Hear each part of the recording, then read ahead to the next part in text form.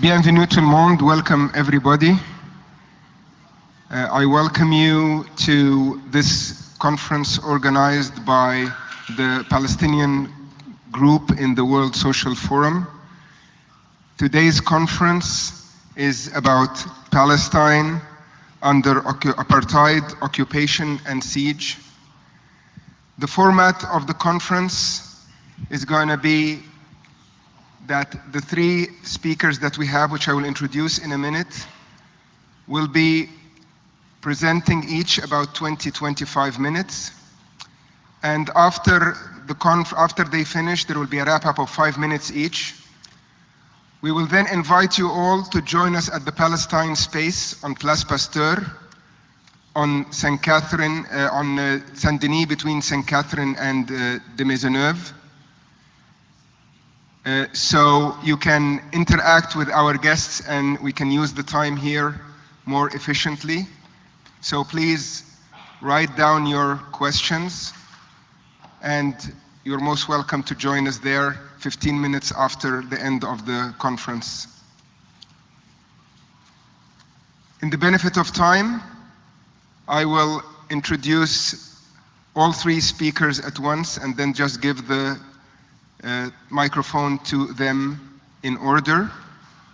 But I will first like to acknowledge that we are holding this event and the World Social Forum on unceded native territory, and we should be thankful and grateful to our native brothers and sisters for having us on their land and acknowledge their right in their land and in all the rights that were stolen from them by the colonizer.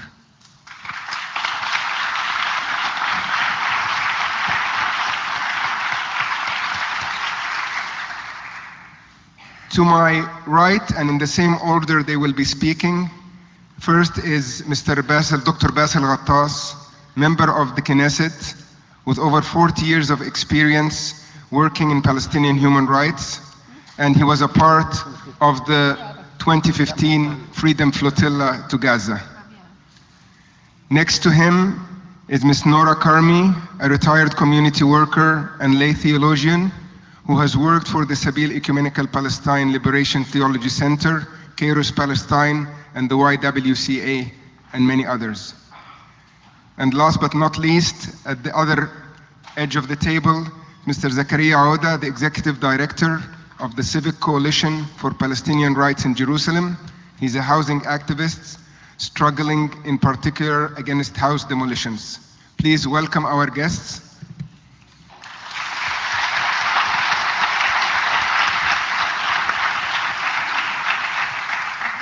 And I will ask Dr. Basel to start. Thank you. Okay. Thank you all for coming and participating. Thank you, Wahab, also for the nice introduction.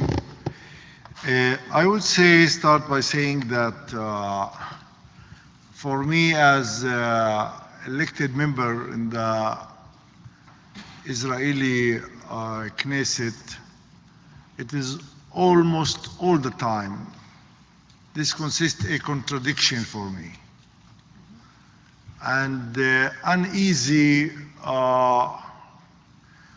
in the individual level, not in the politic context, general politic context, for Arab Palestinians who feel and act as the native, as the indigenous, as the one who feel that this homeland, this land and this homeland was stolen from him,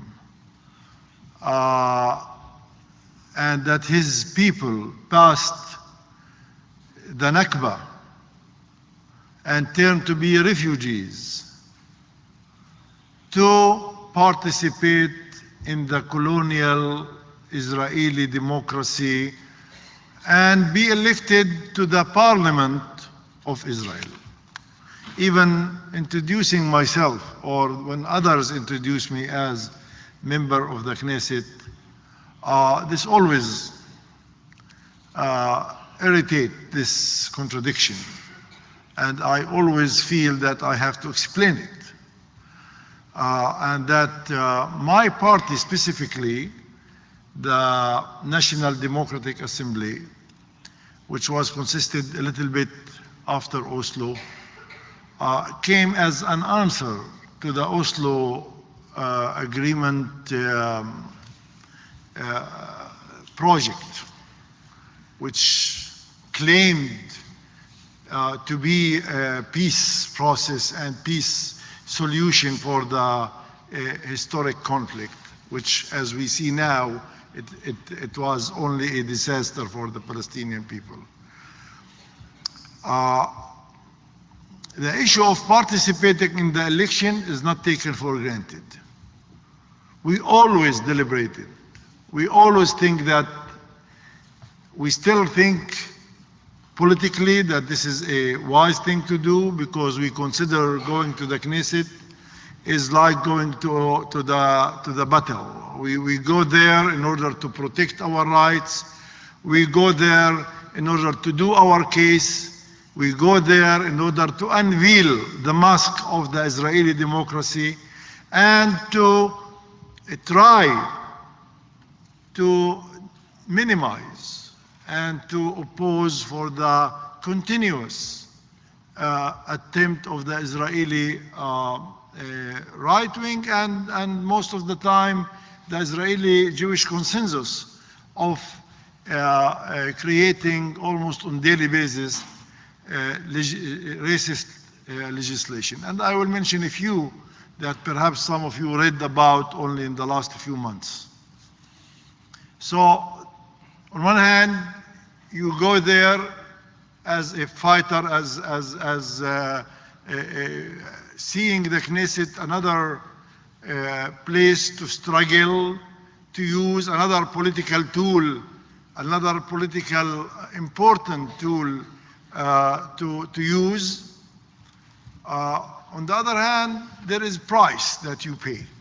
And this price is this contradiction that I mentioned, which is not easy.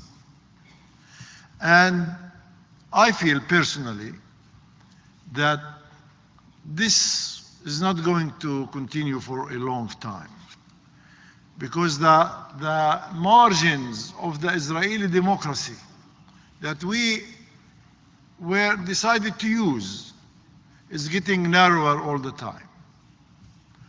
And I feel that we are only years before getting to the decision to decide not to participate in this game anymore, and to decide to ban the Israeli election and tell them, and in these words, I use it in many of my speeches in the Knesset, at least in the last year or two, that we decided to play with you the game, which is called the Israeli democratic election and a parliamentary game, but we are discovering that you are changing the rules. It's not the same game anymore. And when you change the game, it's our choice to decide whether to continue or not. And we can, and I think we are getting closer to that point where the Arab minority, Palestinian minority in Israel, will decide collectively, I hope, to simply tell them, you don't want us, we don't want you. We can play our game, we can constitute our institutions, including some sort of our own representative body, our own representative institutions.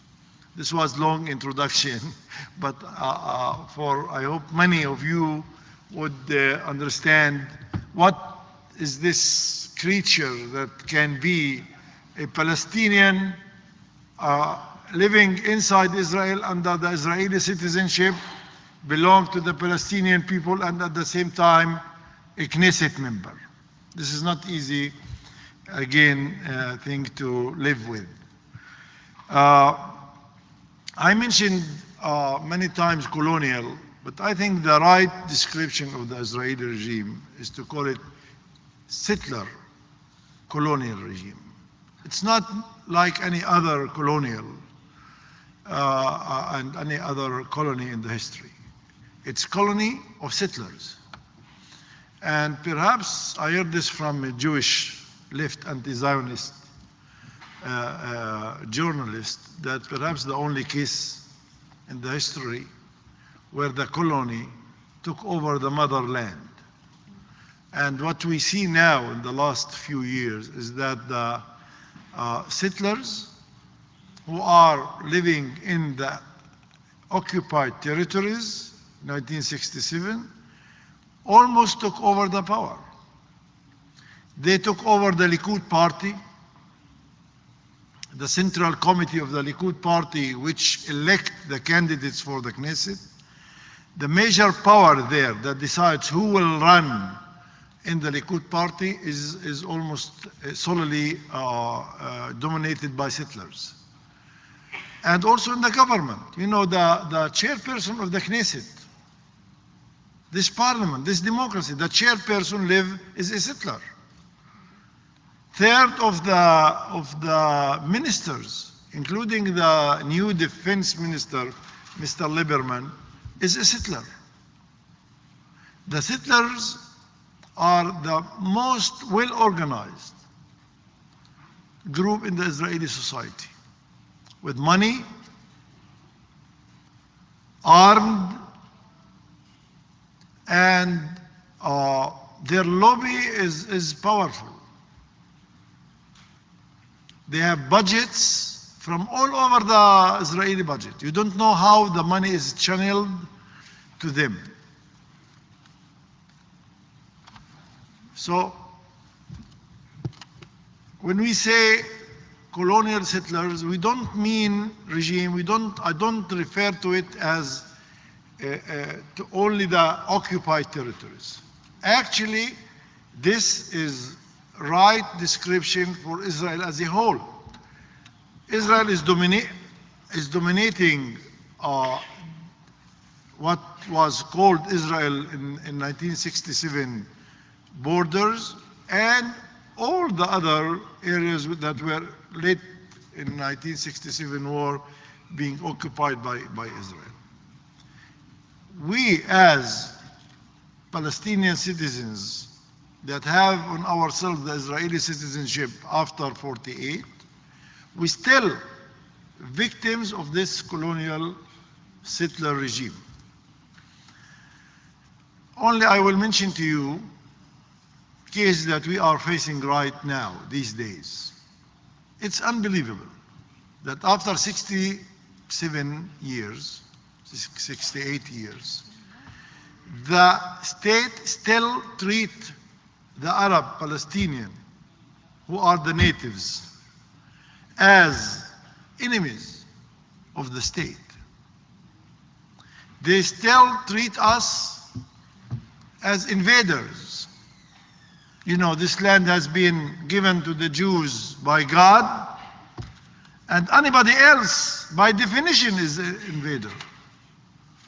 So, after they, over the years, confiscated 95% of our land in the Galilee and in other areas, the remaining area that still the Arabs hold their lands, but under dispute with the state from the first minute, is in the south, in the Negev, in the Naqab. And there is a Arab Bedouin community, claims for about 1 million dunam of land that it's their property, and the state claims that none of this million dunam belongs to the Arabs, and that it's all state land. Why? Because the Bedouins, during the Ottoman period and during the British period, they have their own ownership laws of land that the Ottoman governments over hundreds of years and the British mandate recognized these laws, Israel decided not to recognize. Okay, so your ownership is not accepted by us. All of it is ours. While the Jewish agency, you will give me warning, don't worry, 5 minutes plenty before. time Okay. left. The Jewish agency, before 48 and during the mandate, recognized the ownership laws of the Bedouins. And they have purchased land, more than 60,000 dunam. Dunam is 1,000 square meter. They have purchased the land and paid money for it. So the Jewish agency recognized the Bedouin laws. But Israel government said no. Now, since 48, all the time trying to confiscate, to drive, they drove out most of the Bedouin tribes and concentrate them, drove them out from their land and concentrated them in a triangle, small triangle between Bir Sabeh, 3 cities, Bir Sabeh, Dimona, and the other third city, Arad. And now they are starting to, and most of the land was actually confiscated. Now they are trying to legally confiscate it. And most of the tribe, 60%, still live in the scattered locations as they used to.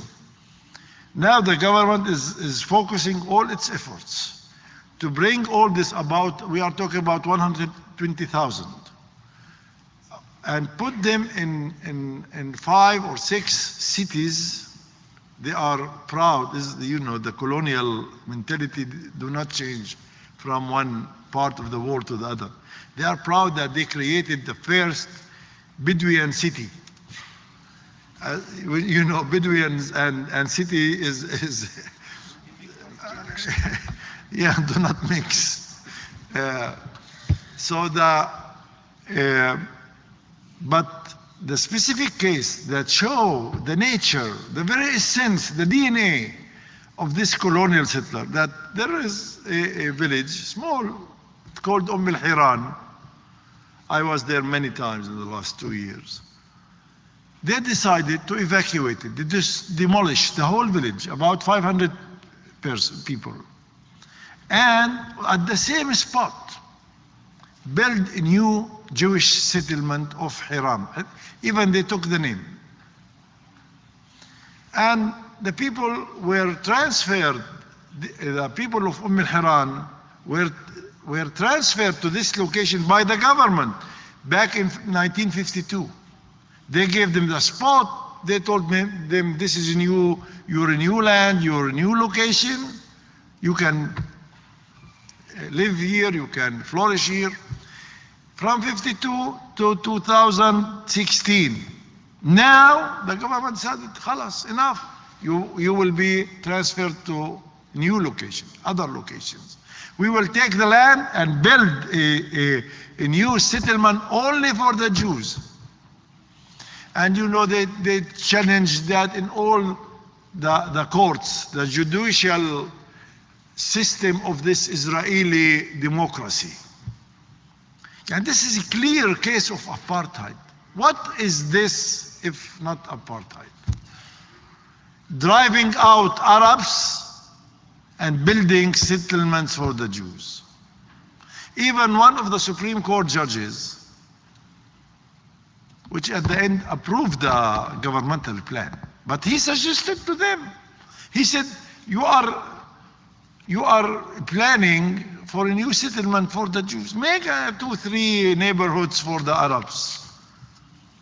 Because in most other cases, the reason for demolishing is that it's not planning area, it's a green area, it's agricultural area, okay?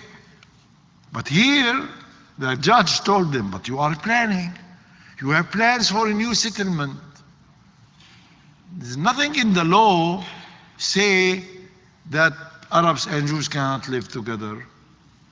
Nothing in the law, or the planning and zoning law, say that settlements can be only for the Jews.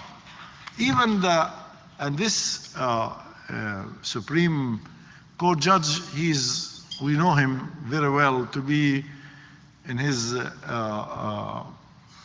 ideology belongs to the right wing, to the religious right wing. Even this religious right wing judge couldn't understand and couldn't take it.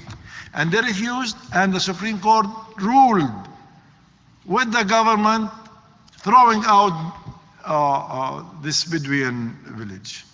And now every day I receive on my WhatsApp even pictures of the bulldozers coming into the village, and every 2-3 days take one of the homes and demolish it. Throwing the families, they don't even offer them a suitable alternative. We are not talking about Ramallah, we are not talking about Nablus, we are not talking about Gaza. We are talking about Arab Palestinian citizens of the state. And I will mention a few laws that have passed in the last few months that show again the nature of this apartheid regime, and that the differentiation as if between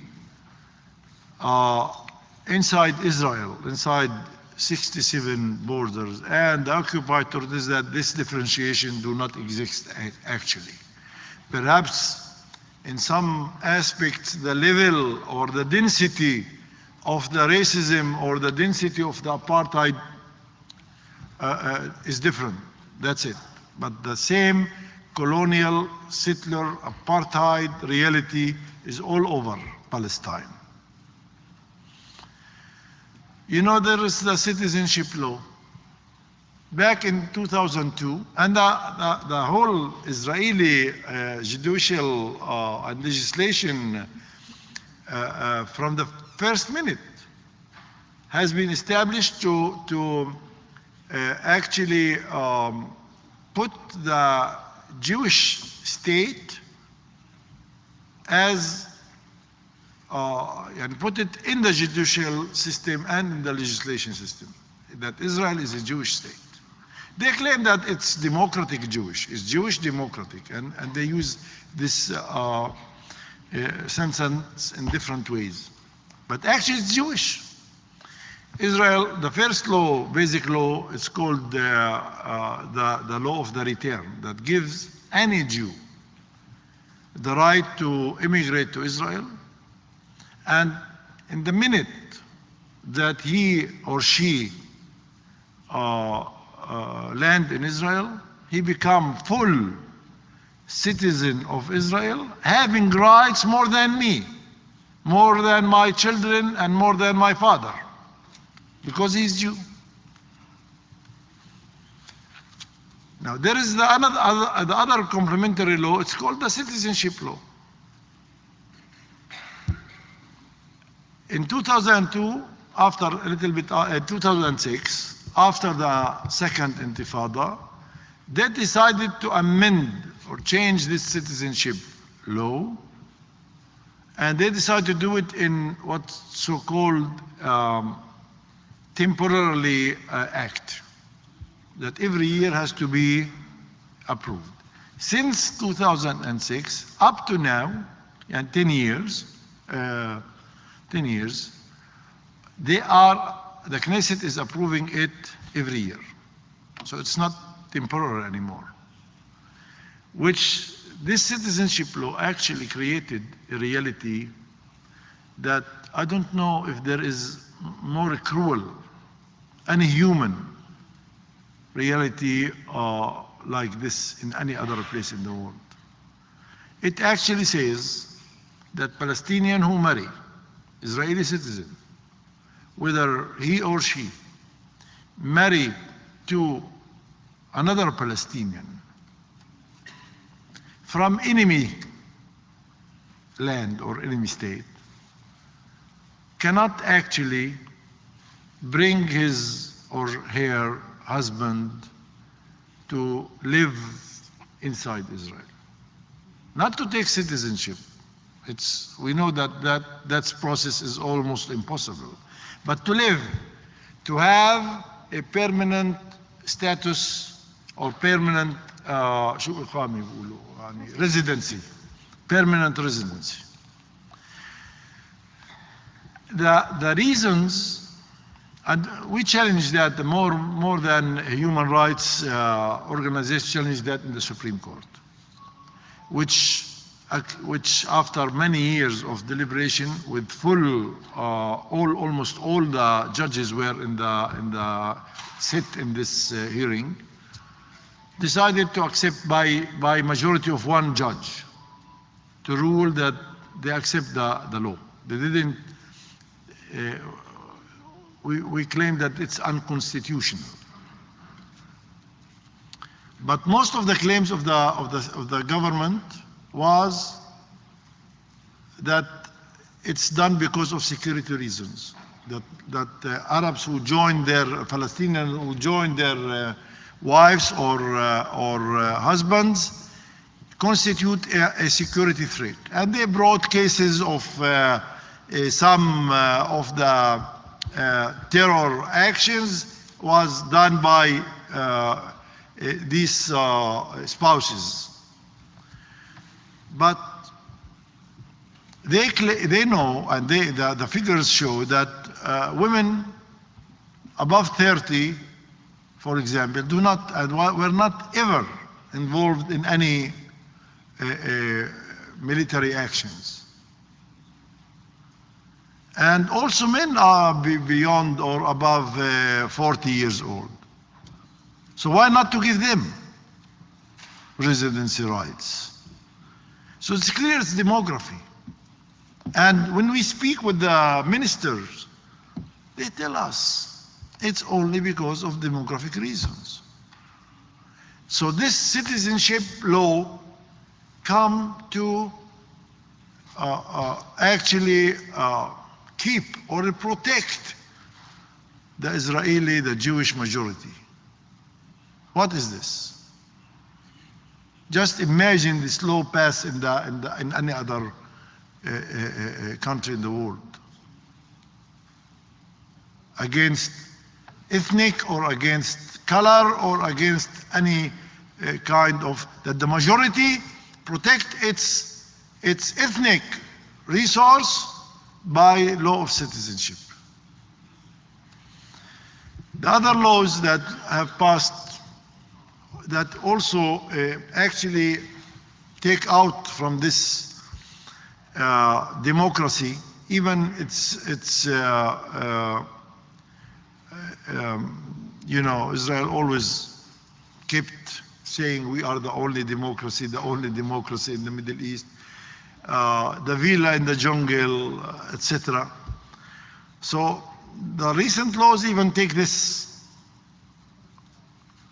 The expulsion law that has passed a few weeks ago make me, as elected Knesset member, that my service in the parliament is under question. They take for the first time, the Knesset give itself, or the parliament give itself the power to expel an elected parliament member with certain majority of 90 out of 120. They said much of why and how, but actually it's designed and customized that the Knesset can throw somebody like me. And I'll tell you, when I participated in the Flotilla last year, when I came back, the situation in the Knesset, the incitement, the atmosphere, if this law was that time, they would have used it against me and threw me away.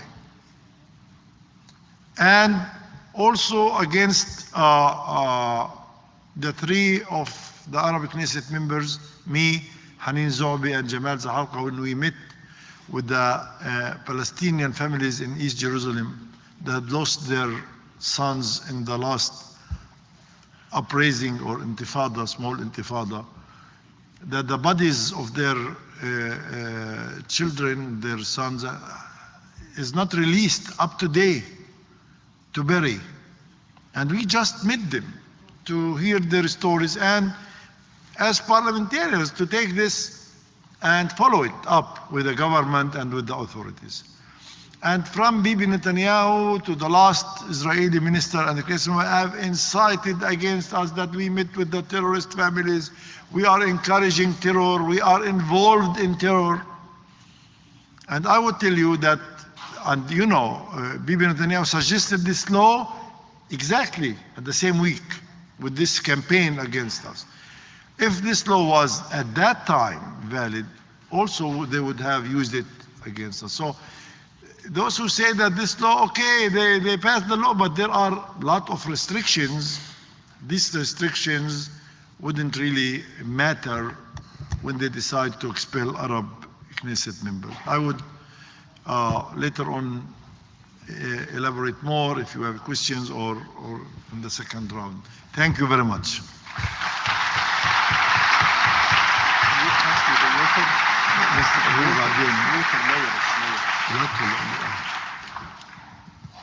Thank you very much, Dr. Ghattas, and I will pass the parole now, the microphone to Zakariah Odeh, and he will also be doing a PowerPoint presentation, I understand. Yes.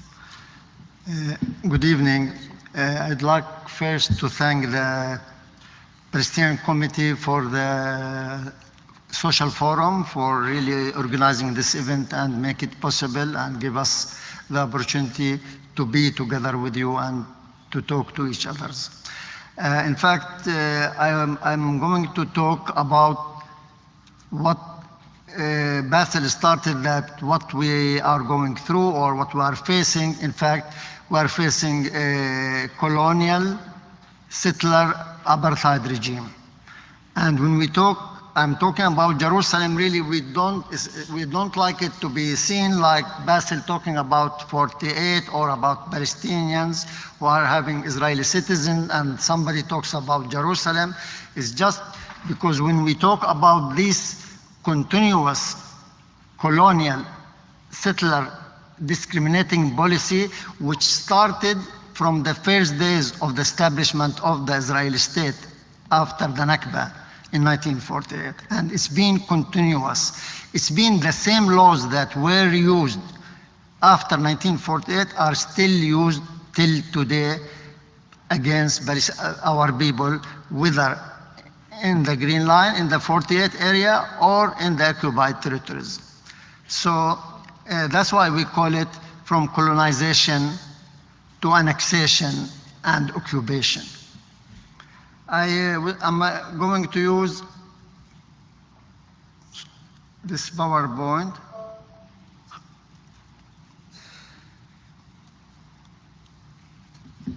Sorry,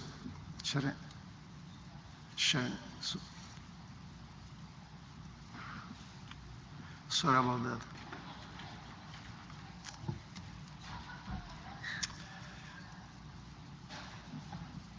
Technology never I'm fails. sorry, this technology of Apple, we are not used to it that much back home. Yeah, that's okay. Yeah, just usually when we talk, because if we want to touch colonization, so we usually try to go back a little bit to the history. As you might know that Jerusalem between 1917 and 1948, it was under the British rule, under the British mandate. I think you are aware, all of you, next year it will be 100 years for Balfour Declaration, which was given to Israel, to the Jewish people to have a state on Palestine. Between 1948 and 1967, which is after the Nakba and after, which is resulted in the establishment of the Israeli state, which witnessed a continuous ethnic cleansing and racial separation of Jerusalem, and as a result of that, Jerusalem was divided. West Jerusalem became under the control of the Israeli colonial state, and East Jerusalem under Jordan, part of the West Bank. In 1967 till present, Israel expanded its control and domination of Palestine when it occupied the West Bank, including East Jerusalem and Gaza Strip and some other parts of the Arab state, Syria and Egypt. So after that, Israel started using or implementing policies and creating a legal framework after 1967, which is different than the rest of the occupied territories. As you know, soon after the occupation of East Jerusalem, Israel, the first thing they did, it expanded the border of East Jerusalem, the city of Jerusalem, from nearly 5.5 to 71 kilometers. Then after that, it annexed East Jerusalem. What does that mean? Jerusalem became under the Israeli jurisdiction. That was promoted as well in 1980 when the Knesset they passed the basic law. According to the basic law, Israel considered East and West Jerusalem is the capital of the Israeli state. So this legal framework is really the framework that Israel has established. In 1948, and as a result of the Nakba, nearly 80,000 Palestinians were forced to leave West Jerusalem and they became refugees.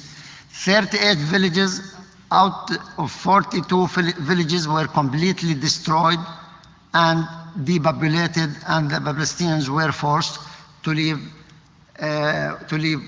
West Jerusalem. So between 1947 and 1948, Israel forced and expelled almost all Palestinians from West Jerusalem. There are only 3 villages which were stayed, the people were stayed in the village. You know, as a result of the massacre that Israel has committed, and one of them is the very well-known Deir Yassin massacre, which is in Jerusalem area, where after that people were scared and were forced to leave Jerusalem to East Jerusalem. So after the establishment of the legal framework that East and West with a Jewish majority is the capital of the Israeli Jewish state, Israel started implementing policies to achieve this goal or this vision. One of the main policies that Israel started establishing or implementing is land expropriation and building settlement. Sorry.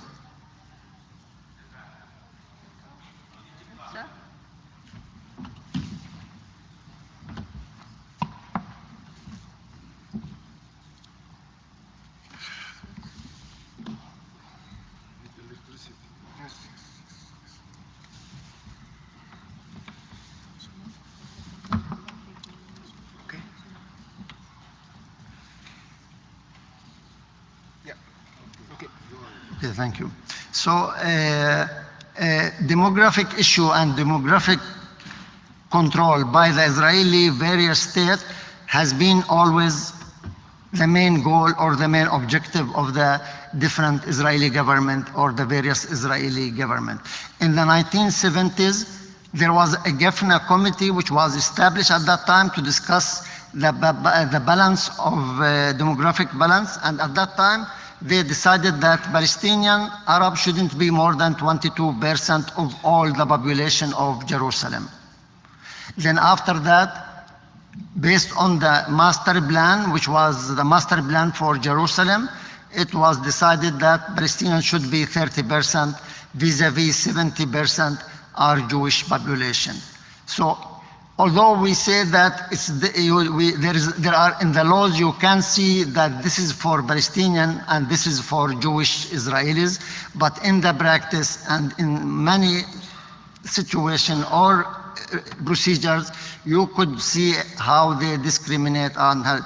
It doesn't happen in any country that they decide ethnically how much each ethnicity or group or people should be, what is the size of the population. So after this legal framework, which is based mainly on the annexation, where in their old literature, in the master plan, they talk, the master plan is based on what they call it the regional plan. There is a regional plan for Jerusalem, which was produced or prepared by the several ministry and mainly the municipality of Jerusalem. They talk in the introduction clearly, East and West Jerusalem with a Jewish majority, the capital of the Jewish state, and the center of all the Jews all over the world. This is the vision that the Israeli government, whether I don't think there is any left, from the left to the right or the extreme, because all what we have been witnessing is right and extreme right in the various Israeli government. Of course, by declaring that this is deprive the Palestinian in Jerusalem from the protection of Geneva Convention, because till today Israel doesn't consider or accept that east part of Jerusalem is an occupied territory. In spite of all the international community, they consider East Jerusalem as an occupied territory, as like the rest of the occupied territory. Till now, Israel, she refused this, and she always considered East Jerusalem is part of the Israeli state. So land confiscation is one of the main goal or policies that Israel or the Israeli government have been using. Israel has been very creative in establishing laws to control or to grab lands. One of the main laws, which I think all of you are aware, is the absentee property law. It's the law which was used after the Nakba to control most of the land in what's so-called Israel. And it's the same law that has been used in occupied part of East Jerusalem. There is the other law which is for public purposes. And they have been controlling a lot of land in East Jerusalem under the pretext for public purposes like projects, schools, and other things, while in the ground there is really nothing have been really achieved. There is what they call it a green area as well. Nearly 22% of the land of the occupied East Jerusalem, they consider it a green area. What does that mean? It's used only for the government of Israel. It can't be used for building or housing or any other objective for the sake of the Palestinians. So with all these different, and the zoning and planning law, nowadays 87% of all the land of occupied East Jerusalem is under the direct and complete control of the Israeli, whether institution, municipality, or the Israeli state. So only 13% has been left for us as Palestinians living in Jerusalem for the use for housing or commercial or any other use. Settlement, as all of you are aware, nearly a lot of the settlers are in occupied East Jerusalem. There are 16 settlements or colonies that has been established where 215,000 settlers, they live in occupied East Jerusalem. As you see, this is what they call it the municipality map of East Jerusalem, which the Israeli municipality established. All these blue inside the black line are settlement within the border of what they call it, so-called is the municipality border of East Jerusalem. As you see, this purple E1, maybe you heard of it, is one of the settlement, or it's a planned settlement. It hasn't been built yet. It's planned to build 12,000 housing units for Jewish settlers in this settlement. So if they build this settlement with Ma'ale Adumim, as you see in the extreme right, then with connecting that with the center of the city, they will divide the whole West Bank between north and south. So all this talks about a state will be invalid, because then they will fragment and they will separate the different part of the West Bank from each others. You know, after 90s, Israel has been started talking about what they call it Greater Jerusalem. According to the map that you can see, according to the Greater Jerusalem map or plan, the border of Jerusalem from the south reach nearly the border of Hebron. I think some of you are aware, which is after Bethlehem. And from the east, Jericho or the Jordan Valley. From the north is Ramallah city. So this is what Greater Jerusalem, which all the Israeli politicians, Netanyahu several times he talked about that, the municipality, Israeli municipality of the occupation, several times they talk about what we are achieving. We are trying to achieve what they call it the Greater Jerusalem.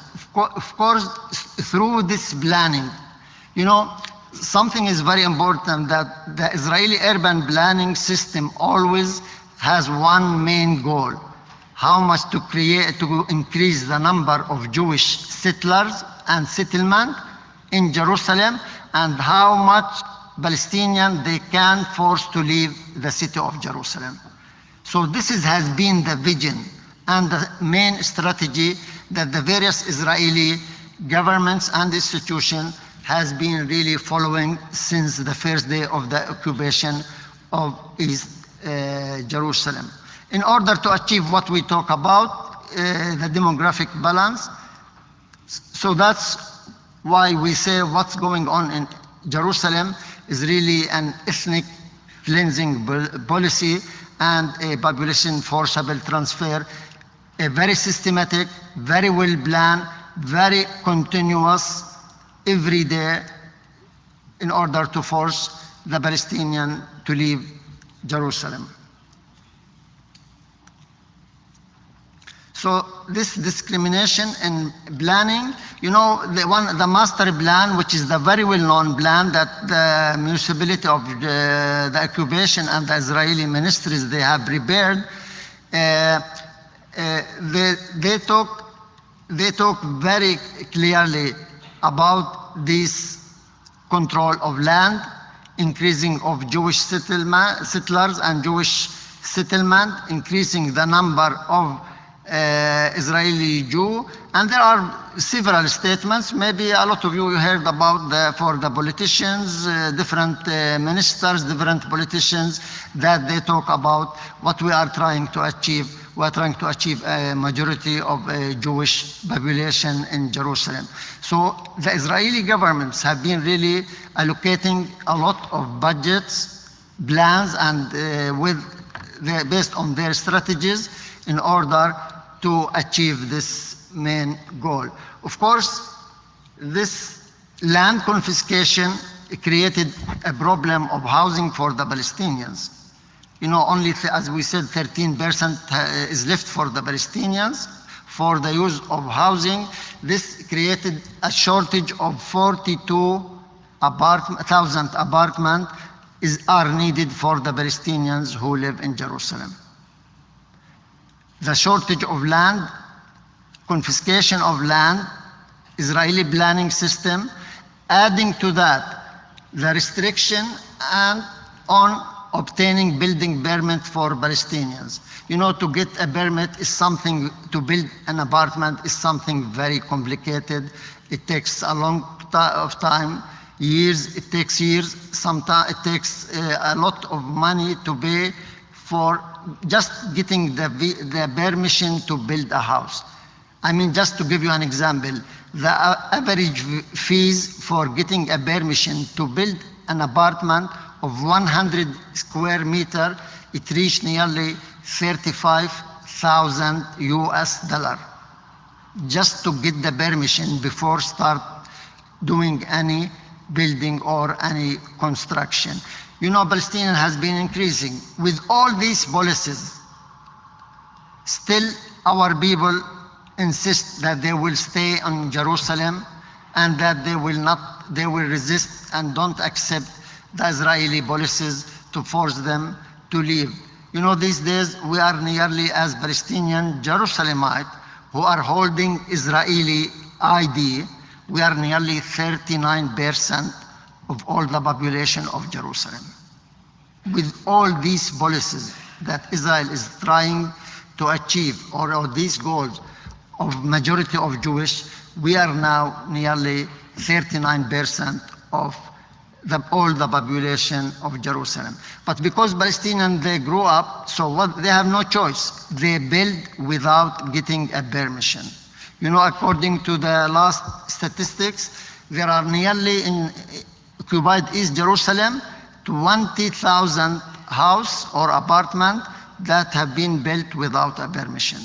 1/3 of the Palestinian population in Jerusalem, they live in apartments or homes that are without a permission. What does that mean? According to the Israeli law, any house that's built without a permission must be demolished.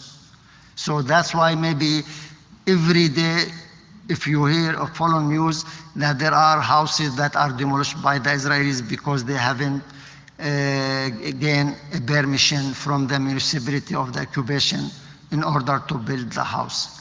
1/3, nearly 90,000 Palestinians from Jerusalem, they live in houses or apartments that are built without a permission.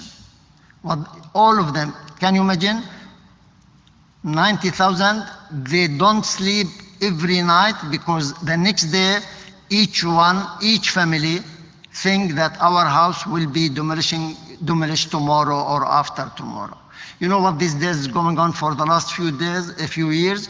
The Israeli municipality, they have been forcing Palestinians to demolish their homes by themselves. What we call it self-home demolition. There are tens of families that have been forced to demolish their homes by themselves. You know why? Because if you don't demolish your home, you pay the fine, which sometimes goes up to 10 to 15,000 US dollar, and you have to pay the cost of the demolition of your home.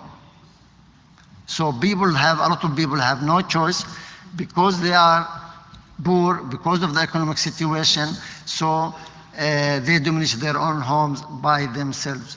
So just to see this continuous policy of home demolition is one of the main examples. Maybe you heard a lot of you about it. It's Silwan Al-Bustan. It's a neighborhood. You see this is within the yellow. It's in Silwan in the southern part of the old city next to Al-Aqsa Mosque. So there is a plan to demolish 80 buildings. 130 apartments has an order of demolition by the Jerusalem municipality. You know why? Because they believe that King Suleiman David was walking in this area. Because he was walking in this area, they want to make 1,300 family homeless women and children just to build a biblical park in this area. The battle with the municipality has been going on till now for the last 10 years. Another neighborhood which a lot of you might heard is which subjected to the eviction is Sheikh Jarrah. I think Sheikh Jarrah is one of the well-known area that the Israelis have been evicting the people. There are like 56 families. They already evicted 12 families, and it's going on that they want to evict all these families because there is a plan for a settlement of 250 apartments in this neighborhood. So the other challenge, the first main challenge, which is planning, land confiscation, and housing. The other main challenge that has been facing Palestinians is what we call it the civil status, or what's so-called the legal status. You know, after the occupation, the Israelis, they decide, okay, what legal status these Palestinian Jerusalemites? Then they decide that we are permanent residents of Jerusalem. So I think we as Palestinians in East Jerusalem were the only people who are residents in their homeland, which never happened, I think, anywhere. So because this is based on 1952 citizenship and entry into Israeli law. Of course, this has a lot of consequences. You know, they gave the Ministry of Interior a lot of mandate to revoke Palestinian residency. For example, if somebody leaves Jerusalem and stay outside Jerusalem for 6 years, even he or she, they come every year, they revoke his or her residency. If anybody gets a residency from or a citizenship from any other country, he or she, they lose their residency. So according to the other law, which is every Palestinian in Jerusalem, he or she, they have always to prove that our center of life is Jerusalem. What does that mean? That we live in Jerusalem, we work in Jerusalem. If any Palestinian from Jerusalem go and live in Ramallah or Bethlehem or any other city in the West Bank or Gaza, we lose our residency.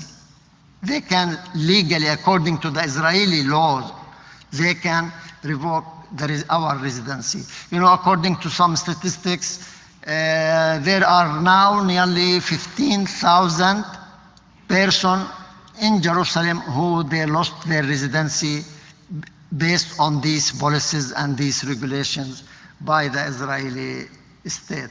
So residency, of course, connected to movement and freedom of movement and access.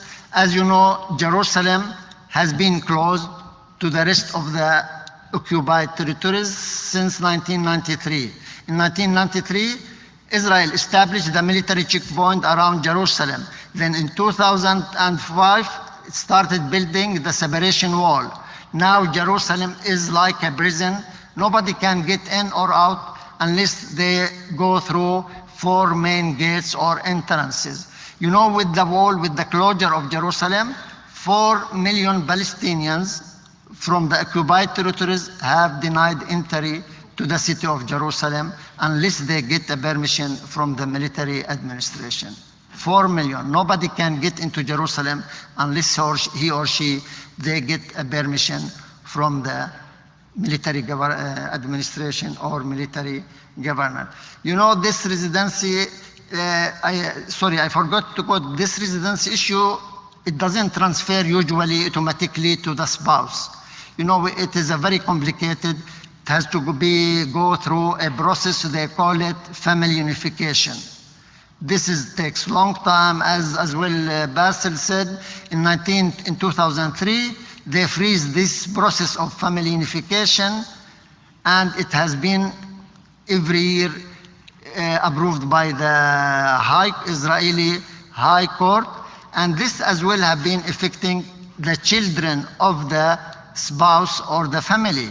There are nearly, you know, if there are mixed, if there are 2 people, one from Jerusalem, one from outside Jerusalem, any part of the West Bank, married to each other, so the child doesn't get the residency automatically. It takes a long time. There are nearly, according to some statistics, 16,000 child in occupied East Jerusalem who they don't have any what's so-called a legal status. If you don't have the legal status, is the Israeli ID, which was imposed on us soon after the occupation.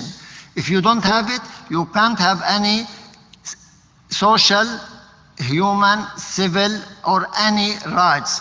They can't go to school, they can't get health insurance or health treatment if they don't have this Israeli imposed legal status. Just the last thing to talk about, another issue which has been really targeted in East Jerusalem is the education. Education since the occupation, Israel has been always to control the education. This is part of the Judaization of Jerusalem. You know, the same way they don't allow Palestinians to build houses, they don't allow Palestinians in Jerusalem to build schools. There is a shortage of nearly 2,200 classrooms for Palestinian students in East Jerusalem. Recently, what they have been doing, they changed the curriculum and the textbook. What they did, they took out or they cancel anything related to the Palestinian narrative, Palestinian history, Palestinian national identity. So we believe that this is occupation of the way people thinking, which is very dangerous. It's more dangerous, I always say, changing the education, changing the mentality, it's part of targeting the national identity of the Palestinian people. You know, they have been changing the names of the streets in Jerusalem. They have been forcing that shops to put the name of the shops in Hebrew as well, not only in Arabic. So they have been changing the curriculum, the textbook.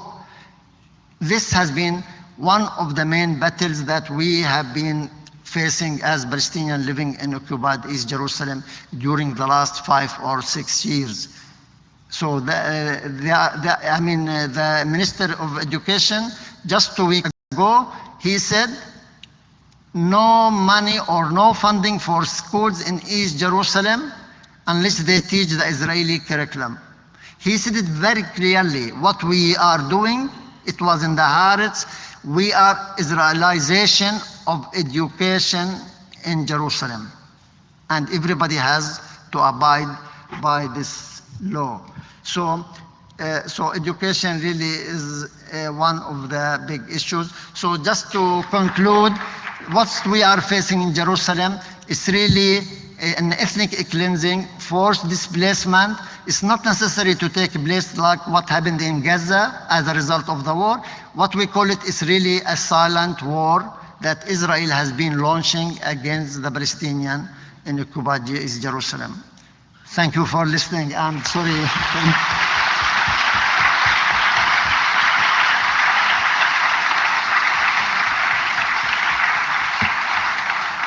Thank you very much, Zakariah, and sorry I have the tough job of trying to control the time, but you'll have 5 minutes to wrap up at the end to add the stuff that you want to.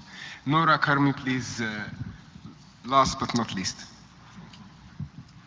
Well, for many of you, what you have heard this evening from my esteemed colleagues may either be new, incredible, or some may say even biased and untrue. However, both speakers spoke about Israel, what has become Israel. Okay? And so you saw the kind of democracy that exists in historic Palestine that is now called Israel. And you saw what is happening in Jerusalem, in East Jerusalem, that is occupied territory. Okay? So this is really the basis of what we really need to look forward to. You may have found all this information on internet. Okay. But having personal testimonies from actual witnesses should convince those who refuse to see the reality that the ongoing dispossession of a people cannot remain unquestioned forever. Fortunately, there are even Jews who know the facts and who are willing to testify against their so-called only democracy in the Middle East, which is the last of all invaders and occupiers of the land, this new empire, Israel. We have not heard about Gaza today, but let me remind you that Gaza Strip has been under siege for 10 years. It has witnessed, only in the past 6 years, 3 devastating wars. It has suffered from almost total destruction, while the superpowers and the international global community has been watching or managing the conflict instead of resolving it. And yet the Gazans, though drowning in sewage water, and the threats of the region being completely unlivable in a few years, keep working, creating, being artistic, though the majority expect a new invasion any moment from Israel. I'm lucky to be the older person among here because I'm also a refugee of 1948. So this allows me to remind you that there is nothing new about the measures imposed by Israel today. The so-called fathers of the newly established state of Israel all voiced their desire for a land without a people. And the absentee law that Zakariah mentioned, it made me also a refugee who has been evicted and not driven out at gunpoint, but we are excluded as indigenous inhabitants with an attempted no right to return. The question that nobody has dared to ask until today is, does Israel want peace? And what kind of peace does it want? Why is not the impunity of this spoiled kid, Israel, being addressed? And where are the powerful forces who can put pressure on Israel? How and why Israel has become an apartheid state? And why is the international global family unwilling to act for a just peace in the land that was meant to be a haven and a refuge of peace for all? As in other parts of the world, the deformed justification of certain verses from the Old Testament claiming divine rights to the Israelites exclusively above all humankind has exacerbated the situation and the right to exist for the Palestinians. The support of the so-called Christian world for the return and ingathering of the Jews to their promised land, between inverted commas, solidified the impunity of a people driven by greed, power, and disrespect to moral values, international laws, and human ethical behavior. In this situation, what does the future hold? Darkness, and more likely a continued rampant apartheid state in Israel and Palestine, where growing violence will affect the whole region and lead to death. Pope Francis lately said that the world is at war. It is not a war of religions. It is a war with itself, with the loss of values and all that is honorable, respectable, and equitable. It's a war with disregard to human rights and international law. It is not enough to issue resolutions that end up in the annals of history. They have to be implemented. We are at war with the loss of inspirational leaders and courageous prophets. We are at war with impotent world bodies that lack integrity and ability. An example, UN. The UN being part of the quartet was disastrous because it sided and reduced the accountability. And we are at war with the world that is drowning under irrational, politicized religion. But there is another option. And amid all this chaos, I called my paper a Kairos moment. And Kairos is an opportune moment. And I say act now. So this is what I am suggesting. What is Kairos? It is a consciousness that the wrong, the evil around the world is to be resisted and rectified. In the 20th century, Kairos moments and documents appeared in different parts of the world, from Latin America to South Africa and in Palestine. It is a unified effort, transcending faiths, political ideologies, and social competition. It rises above the personal gains, encompasses local, regional, and global forums or forums, both of the oppressed and the oppressor. Empires are powerful, and Israel seems to be one of the last ones, but they never last. When Kairos Palestine named the Israeli military occupation of the land as a sin against God and humanity because it destroys the word of God and the dignity of man, we were accused of being anti-Semitic.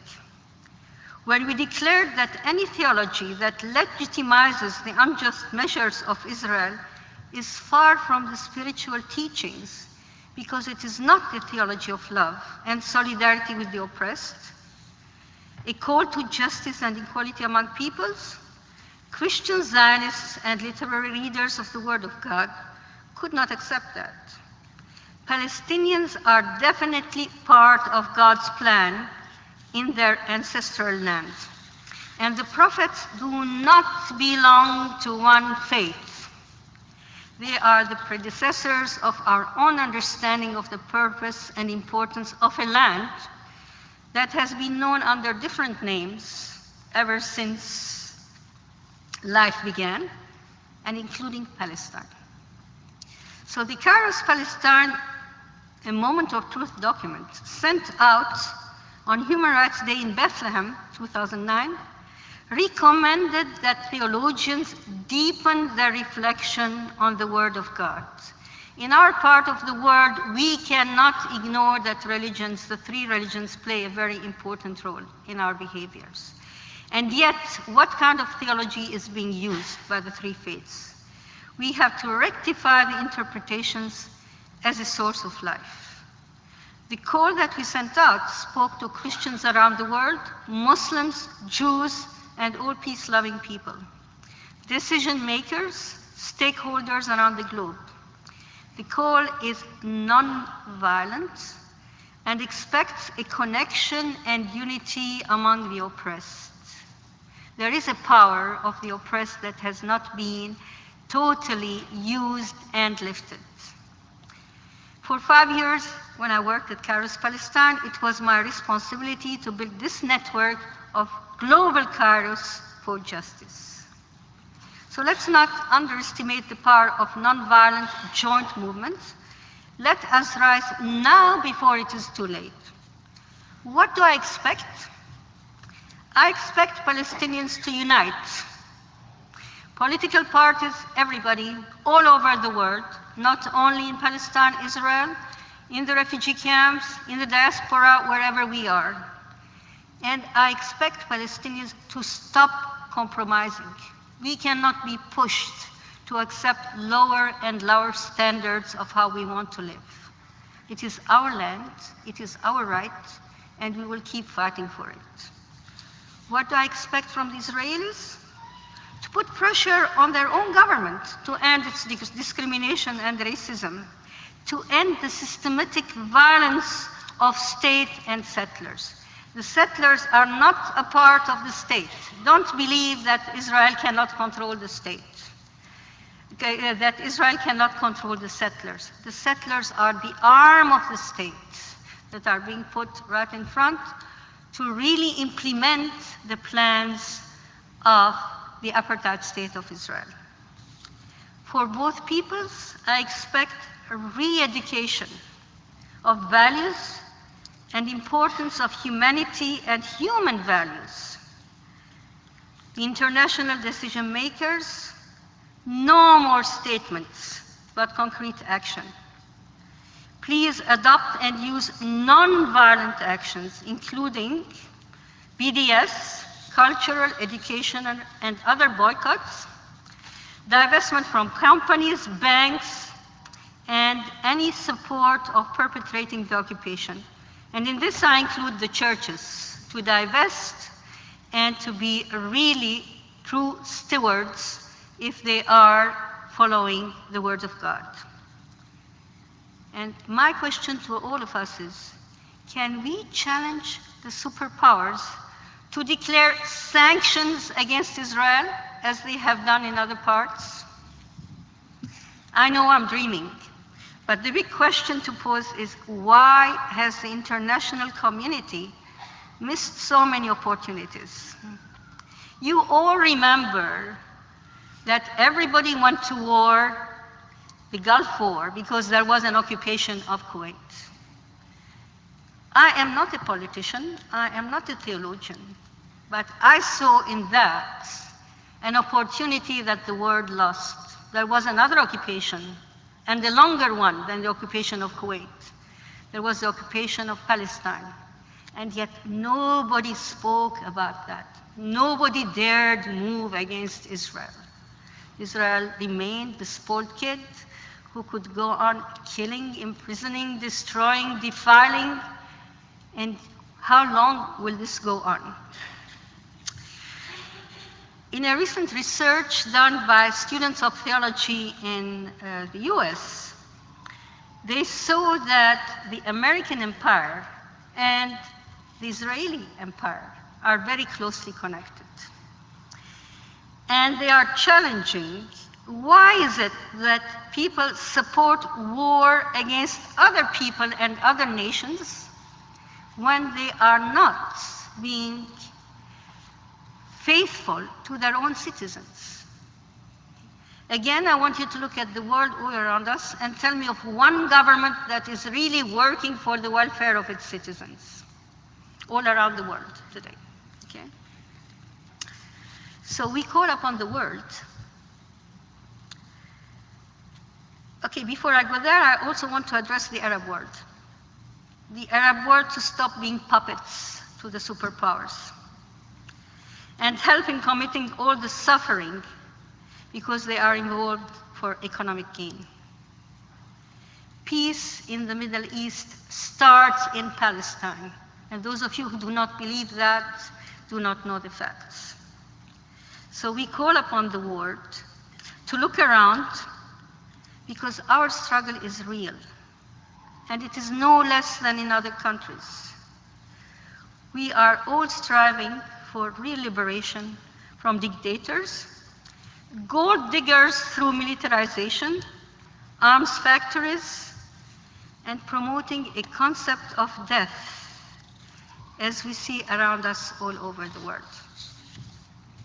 It is our right to resist evil, because resisting evil is a form of love in all its forms, and we do not repay evil with evil. In our Kairos Palestine document, we declared that the advocacy campaigns must be carried out with courage, openly, sincerely, proclaiming that the object is not revenge, but rather to put an end to the existing evil. And we named the occupation as a sin against God and humanity. And I will keep repeating that. We condemn all forms of racism, whether religious or ethnic, including anti-Semitism and Islamophobia. I have one practical thought that could be adopted by all of us. As I said, I'm not a politician and I'm not a theologian, but I'm a human being, part of this land called Palestine ever since 1948, having lived through all its occupation, the suffering, the imprisonment, the destruction of homes, and the destruction of humanity. So just one idea that I'll put forward. As Zakariah said, 2017 will remember the Balfour Declaration. Do we want only an apology from Britain for what it has done? Is that enough? What is Britain doing today for us as the Palestinians? Okay. But I think one thing that we also have to remember is 50 years of the occupation and 70 years of the Nakba. So one proposition is that it is time to really bring it to an end. And the practical thing is for those of us people of faith who know that there is a concept in the Bible called the Jubilee. And the Jubilee specifically says in the Bible that after every 7 years, you take 1 year where the land is resting. You give back to the people to whom you owe what you owe, and you bring back all the people back to their land. And when you multiply 7 by 7, 49, it is this year of the occupation. And what it says, let's give back what is taken from others, forgive debts, if any. Okay? And the text says, you shall hallow the 50th year. You shall proclaim liberty throughout the land to all its inhabitants. It shall be a jubilee for you. You shall return every one of you to your property, and every one of you to your family. If we can make that possible all together throughout this World Social Forum and others, if we really work hand in hand, maybe we can see some justice with mercy done for the Palestinians, and from there for everybody else in the world. Thank you for listening.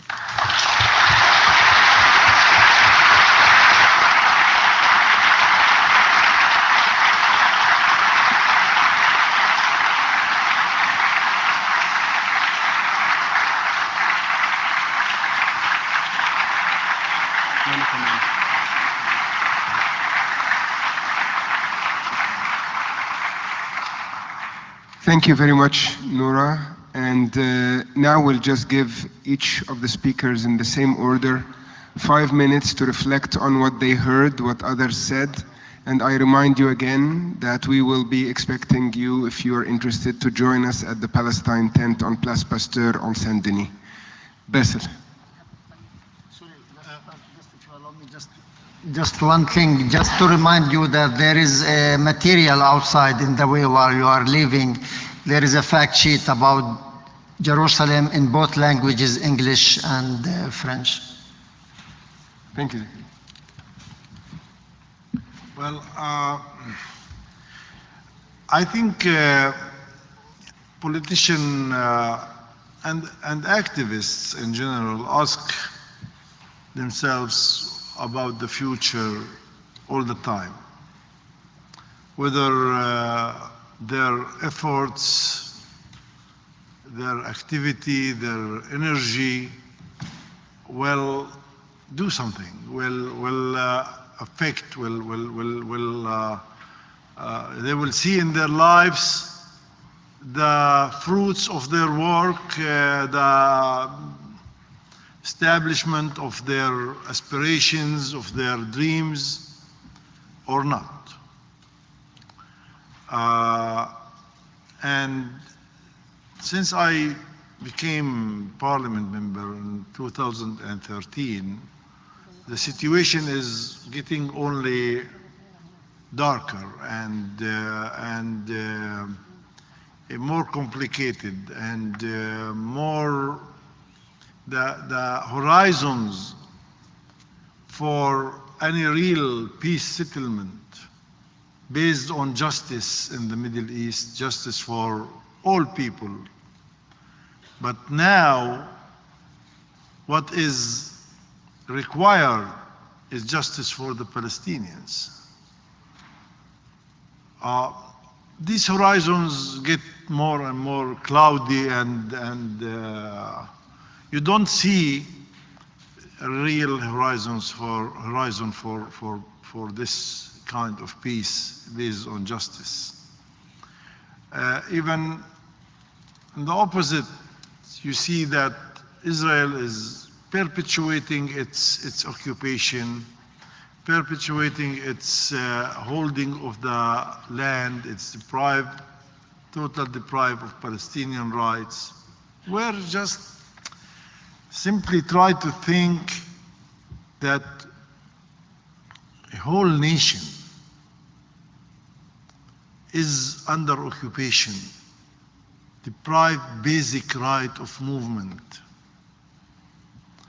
And I'm becoming emotional, excuse me. As parliament member, I'm being approached in cases that you can just simply imagine that it exists. A Palestinian boy from Gaza who had cancer, treated 5 years in Israeli hospitals. Now he became more than 18. He's adult. At Rambam Hospital in Haifa, he's invited to install in the cancer was in his mouth. Joe. Yes. And they produced in Germany especially for him, a certain bone that should be implanted in his mouth. Okay? When he was invited, because he crossed the 18 years old, he get to the checkpoint. He said, no, you can't pass. But I was treated 5 years in hospital of Afula and hospital of Haifa. Now the Shabak, the intelligence, Israelis say no. And I deal with it. I wrote letters, I did the inquiries. I even tried my own personal contacts with certain officers, high officers, ex-Shabak, and we still deprive the right, basic right to be treated. What is this? What is this? How far our people, our nation can continue surviving such an ugly and cruel domination by the Israelis? And as Nora said, and I don't, I'm very pessimistic about the Israelis, this colonial immigrant society after 70 years is becoming more and more unhuman, more and more right-wing, more and more extreme, and they will produce and reproduce Bibi Netanyahu style, or even worse leaders. Thank you, Basel. Zakariah, please. In fact, with all these atrocities, with all these policies, colonial policies, I mean, this was been going on really, it's not since 67 nor since 48. It has been for over than 100 years. It started with the Zionist movement and completed Israel, which is the structure or the feature of the Zionist movement. With all this and despite of all what's going on, unfortunately, we are really disappointed with the position of the international community. What I mean, really the states, whether Europeans, whether Canada, or of course, without saying the Americans, even we don't talk about it, in spite of all what's going on. And there has been no really any serious, even not action, just statements condemning or taking action to stop all these crimes that has been really committed by the Israeli state. In fact, we are frank with you and we tell you we have no hope in your states. Our hope is in you. Our hope is in your struggle, in your support, because we believe your struggle and our struggle is one struggle. Your struggle against Israeli colonialism, apartheid and settler regime is the struggle against capitalism and imperialism and against support for all the oppressed people all over the world. So really our hope is in your support, and I don't want to say we thank you because our struggle is one. If we don't work together, and please continue on your work, believe me what's going on, in spite what's going on with regard to BDS, it has been really affecting the Israeli state a lot. And maybe you are aware of all the actions or policies or laws that Israel has been implementing or introducing in order to confront people who are supporting or involved in the BDS.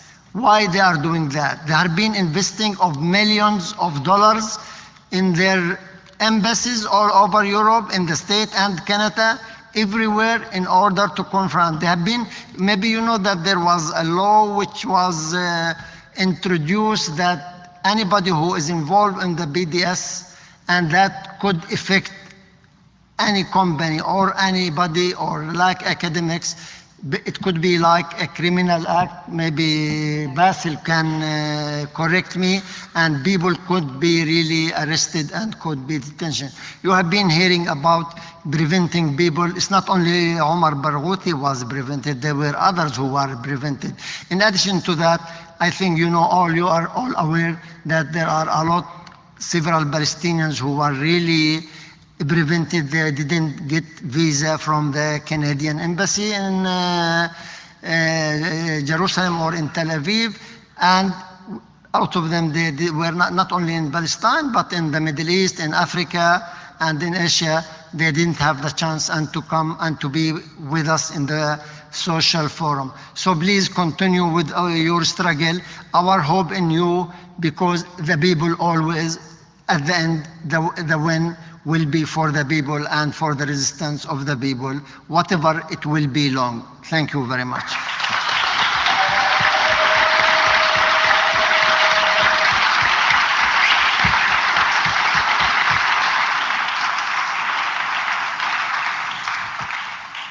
And before Nora gives her closing word, I would just remind you that there are many other, and you probably know, many other events and talks and workshops by the Palestinian Collective.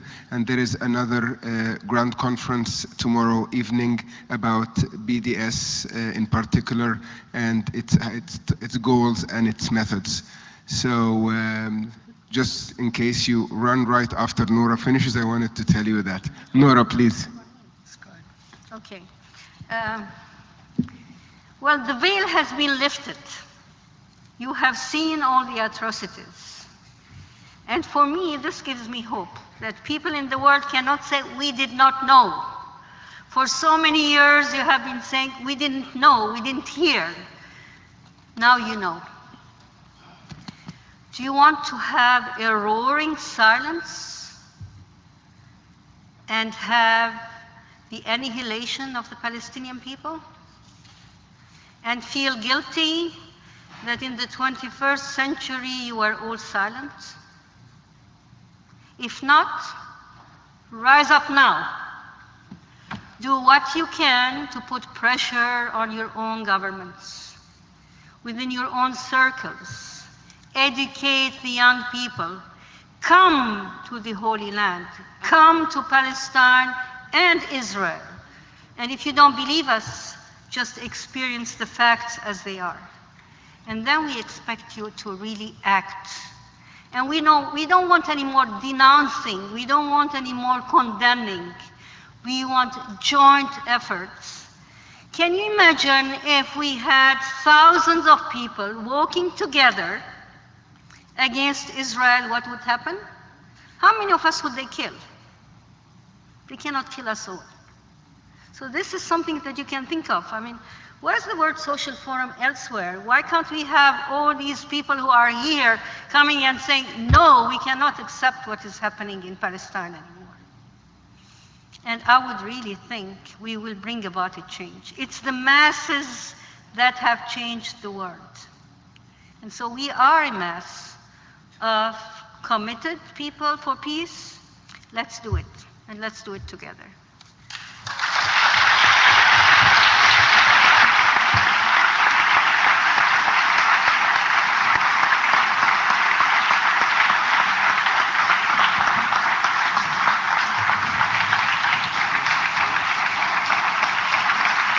Thank you very much for our speakers, and thank you all for being here. And see you in 15 minutes at Place Pasteur to talk more with our guests. Thank you. Viva, viva Palestina! Viva, viva Palestina!